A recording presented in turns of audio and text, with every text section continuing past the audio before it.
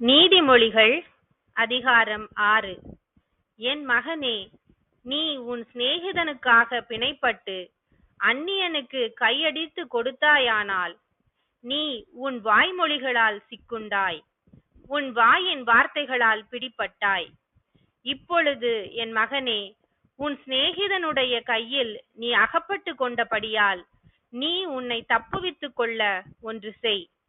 உன் கண்ணுக்கு நித்திரையும் உன் கண் இமைக்கு தூக்கமும் வரவிடாமல் உன் சிநேகிதனிடத்தில் போய் உன்னை தாழ்த்தி அவனை வருந்தி கேட்டுக்கொள்.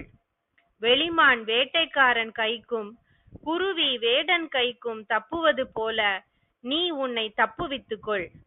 சோம்பேறியே, நீ எறும்பினிடத்தில் போய் அதன் வழிகளை பார்த்து ஞானத்தை கற்றுக்கொள். அதற்கு பிரபுவும் தலைவனும் அதிகாரியும் இல்லாதிருந்தும் கோடை காலத்தில் தனக்கு ஆகாரத்தை சம்பாதித்து அறுப்பு காலத்தில் தனக்கு தானியத்தை சேர்த்து வைக்கும். சோம்பேறியே, நீ எவ்வளவு நேரம் படுத்திருப்பாய்? எப்பொழுது உன் தூக்கத்தை விட்டு எழுந்திருப்பாய்? இன்னும் கொஞ்சம் தூங்கட்டும், இன்னும் கொஞ்சம் உறங்கட்டும், இன்னும் கொஞ்சம் கை முடக்கிக் கொண்டு நித்திரை செய்யட்டும் என்பாயோ? உன் தரித்திரம் வழிபோக்கனை போலவும் உன் வறுமை ஆயுதம் அணிந்தவனை போலவும் வரும். பேலியாளின் மனுஷனாகிய ஒரு துன்மார்க்கன் ஆகடியம் பேசித் திரிகிறான். அவன் தன் கண்களால் சைகை காட்டி தன் கால்களால் பேசி தன் விரல்களால் போதனை செய்கிறான். அவன் இருதயத்தில் திரியா வரமுண்டு. இடைவிடாமல் பொல்லாப்பை பிணைத்து வழக்குகளை உண்டு பண்ணுகிறான். ஆகையால் சடுதியில் அவனுக்கு ஆபத்து வரும். சகாயமின்றி சடுதியில் நாசமடைவான். 6 காரியங்களை கர்த்தர் வெறுக்கிறார், 7 அவருக்கு அருவருப்பானவைகள். அவை யாவன?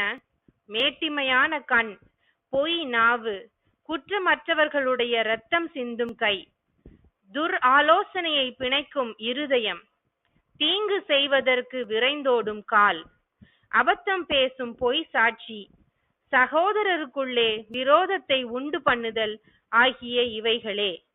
என் மகனே, உன் தகப்பன் கற்பனையை காத்துக்கொள், உன் தாயின் போதகத்தை தள்ளாதே.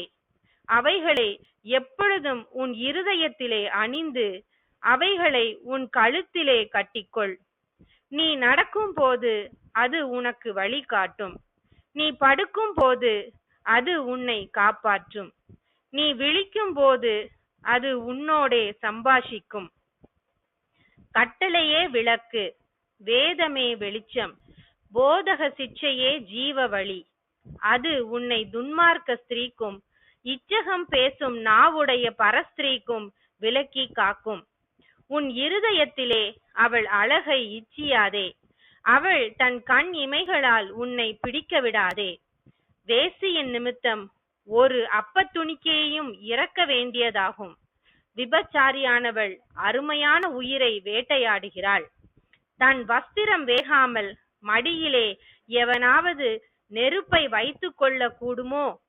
தன் கால் சுடாமல் எவனாவது தழனில் மேல் நடக்க கூடுமோ? பிறனுடைய மனைவியிடத்தில் பிரவேசிப்பவனும் அப்படியே அவளை தொடுகிற எவனும் ஆக்கினைக்கு தப்பான். திருடன் தன் பசியை ஆற்ற திருடினால் ஜனங்கள் அவனை இகழ மாட்டார்கள். அவன் கண்டுபிடிக்கப்பட்டால் 7 மடங்கு கொடுத்து தீர வேண்டும். தன் வீட்டில் உள்ள பொருட்களை எல்லாம் கொடுக்க வேண்டியதாகும். ஸ்திரீயுடனே விபச்சாரம் பண்ணுகிறவன் மதி கெட்டவன். அப்படி செய்கிறவன் தன் ஆத்துமாவை கெடுத்து போடுகிறான். வாதையையும் லட்சையையும் அடைவான்.